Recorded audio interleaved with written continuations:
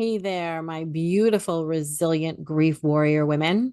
Welcome back to another episode of Grief, the emotional shitstorm you never signed up for. I'm Margaret, women's life empowerment and holistic grief coach, and I am your go to guide for navigating this wild, messy, and often downright infuriating world of grief. And today, we are getting real about something that so many of us try to avoid.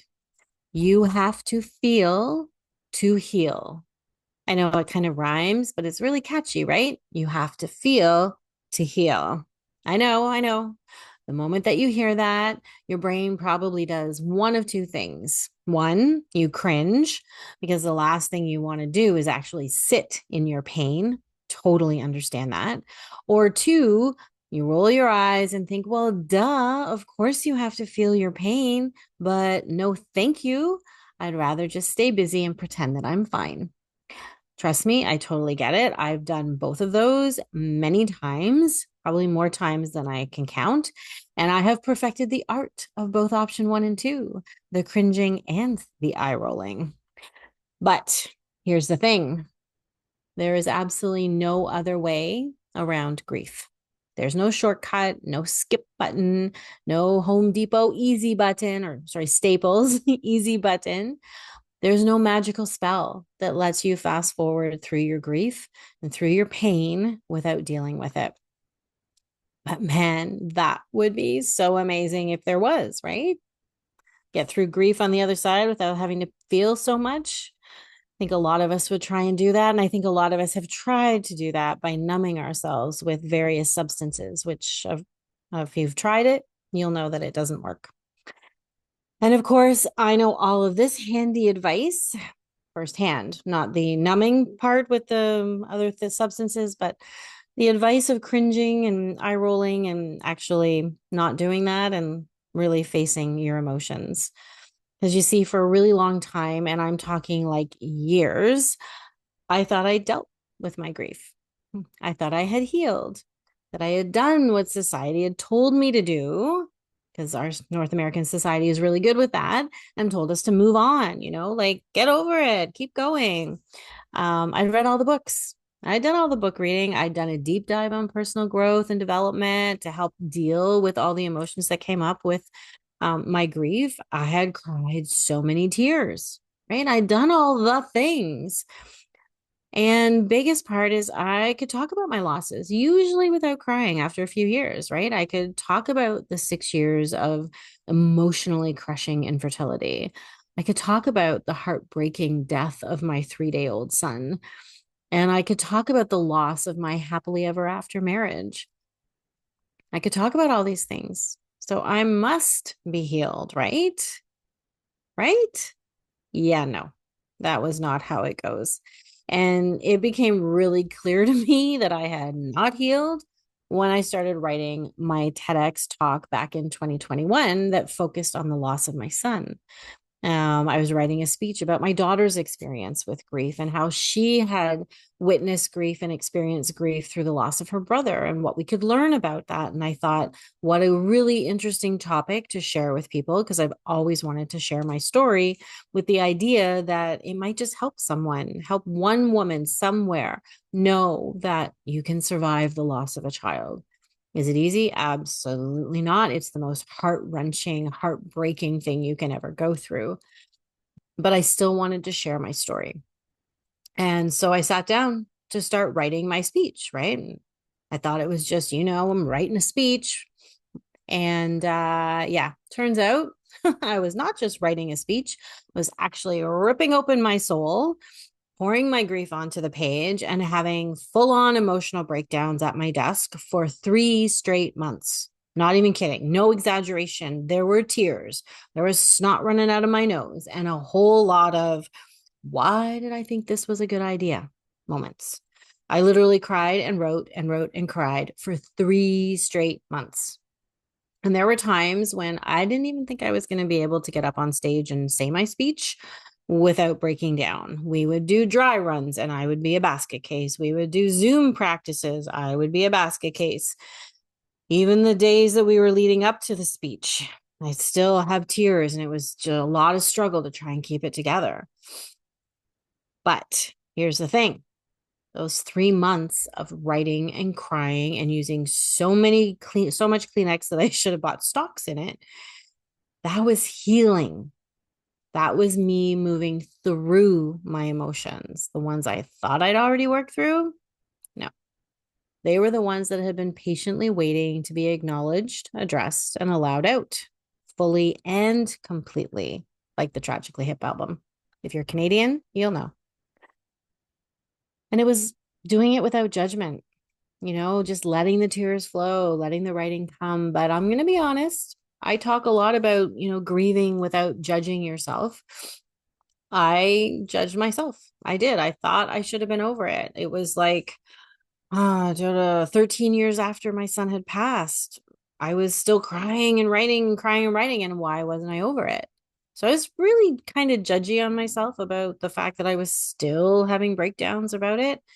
It's pretty crazy how we judge ourselves, isn't it? And how we process and heal from grief and how we do it, how long it takes. But here's the deal, it takes as long as it takes. And if we don't face it and we don't allow ourselves to move through the healing process by feeling our emotions, you will stay stuck. And 13 years later, you will still be processing. And you will have something that will come along that will break you wide open, like I did. And my wish for you is that it doesn't take you 13 years to get there. But I get it. I 100% get it. Your timeline, your grief, your journey. So it might take you that long. It might take you longer. It may take you 6 months to get to the point. I'm not saying that you get over it. I'm saying to get to that point where you're ready to face your emotions and go through that healing journey. So today, we're going to talk about why you absolutely must allow yourself to feel your emotions in order to heal. We're going to cover what happens when you don't, how to actually process your grief in a way that doesn't completely break you. And I'll even give you a powerful exercise to help you take that first step. So, sound good? All right, let's do this. Okay, so let's talk about what happens when we don't allow ourselves to feel. Right? North American society, where I live, I'm in Canada. North American society has conditioned us to believe that grief is something to be handled quietly in the background, away from other people. Go to a therapist, go to a bereavement group, talk to people who've experienced the same thing, but don't bring it into the office. Don't talk to strangers. Don't talk about it after a certain amount of time. And we keep being told that we should be strong. We should keep going. Try not to make other people uncomfortable. And for women, especially, the pressure is even worse. Often because we put it on ourselves, let's be real. But we're the caregivers, the nurturers, the ones who hold everything together. It's kind of wired in our DNA to be that way. So, of course, we put our grief in a box, we pack it up, we slap a label on it that says do not open, and we shove it on the highest shelf in the back of our emotional closet. And we do this so that we can look after everything and everyone else, right? We don't have time for our grief. We got to look after everybody else. Sound familiar? Yeah, I was the master of doing that because I redirected all of my attention on my brand new baby girl and then on making sure she was good and getting her through all of her stages. And by doing that, I thought I was healing because I was actually talking about her brother. But nope, my grief was still up on that shelf.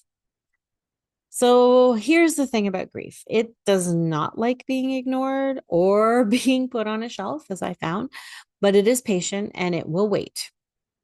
And it may not wait and come out at a time that's ready for you or convenient for you.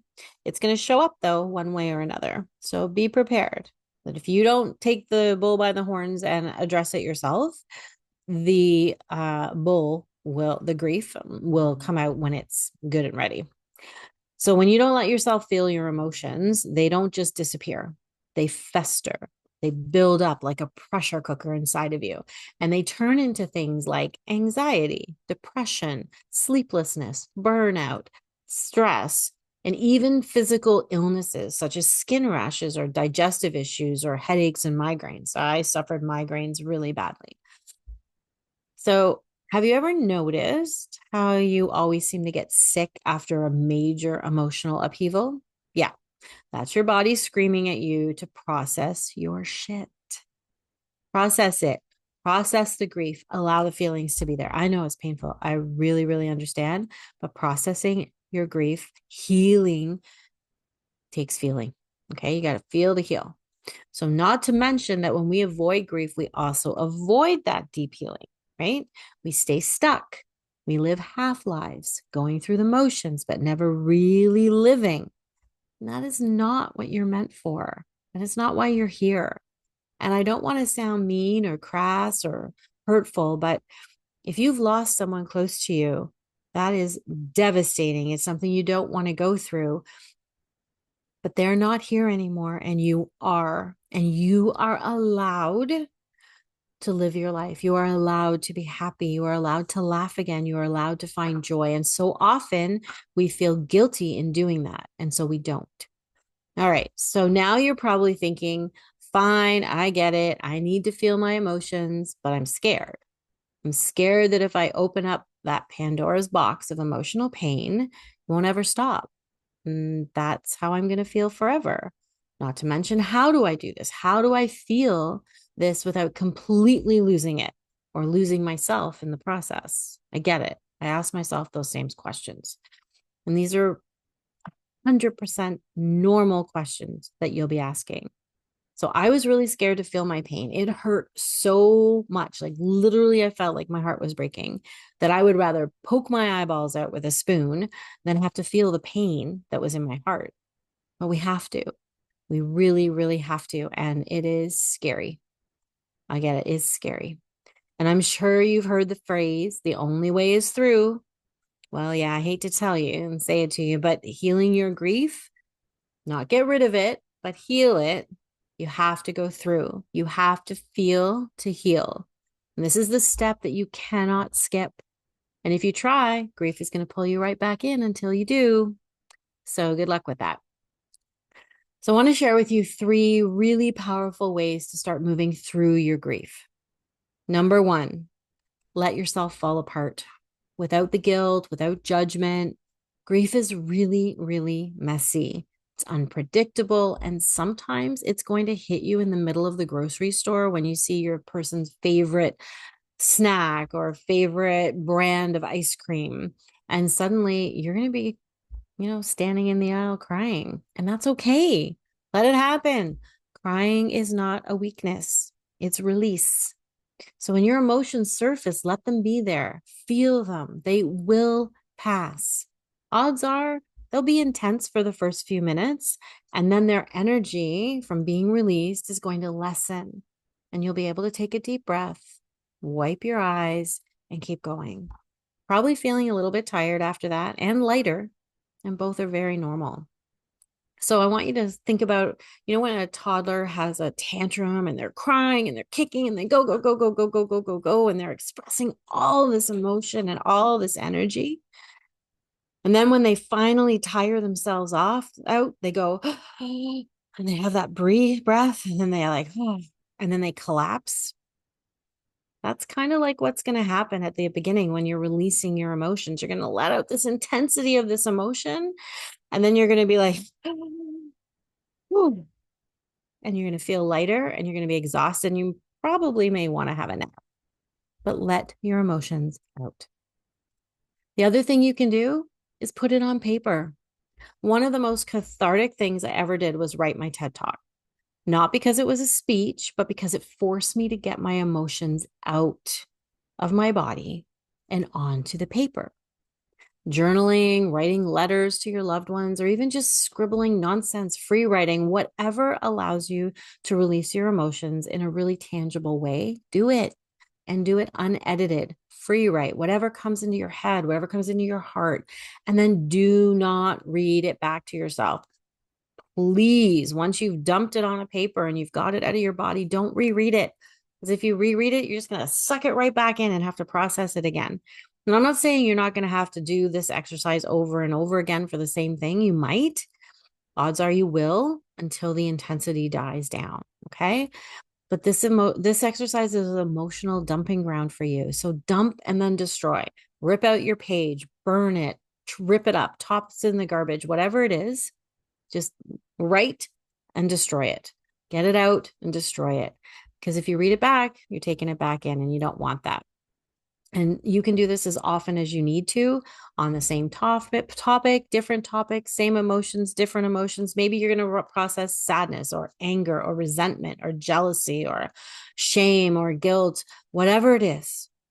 The page is a private space for you to express anything you want. And if you're worried about people reading it, rip it out, burn it, destroy it.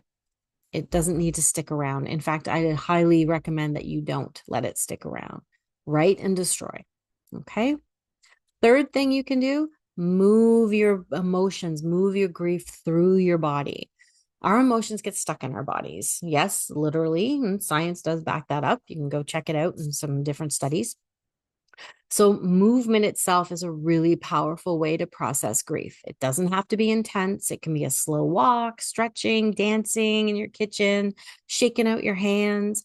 Anything that gets your body moving can help your emotions to move as well. I remember having a huge sobbing fit at the gym of all places. I was doing some circuit training, and next thing I know, tears were coming and I couldn't stop them. So I went and hid out in the girls' change room for a bit. Once I moved through the emotion, I allowed myself to cry, felt better. I went back out into the gym and continued my workout. But I'll tell you, that came out of nowhere. It was like a freight train, whew, all of a sudden. So when the emotions came out, I let them, but it was moving my body that started that process. So I would recommend move your body in whatever way feels good for you. So now I want to shift gears a little bit, and I want you to pause for a moment and ask yourself, what would my life look like 5 years from now if I never truly faced my grief? Think about it. Would I be happy or just existing? How would my relationships be impacted? Would I be able to fully show up for the people that I love and for myself? So now flip it and ask yourself these questions. What would my life look like if I gave myself permission to feel, to heal, and to truly process my grief? How would I show up differently in the world? Who would I become? Here's the truth. Grief will shape you one way or the other. The question is, will you let it shape you into someone who is merely surviving?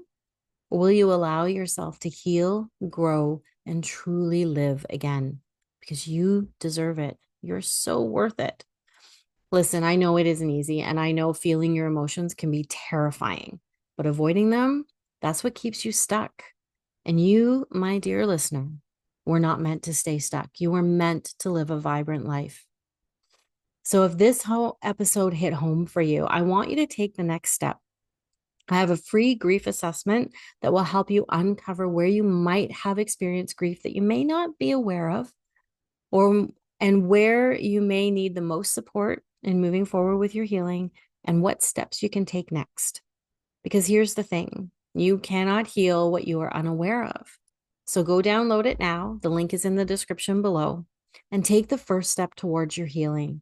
You deserve that. And remember, grief is a lonely journey, but you don't have to walk it alone. I'm here for you, and you have a support network out there. You are worth it.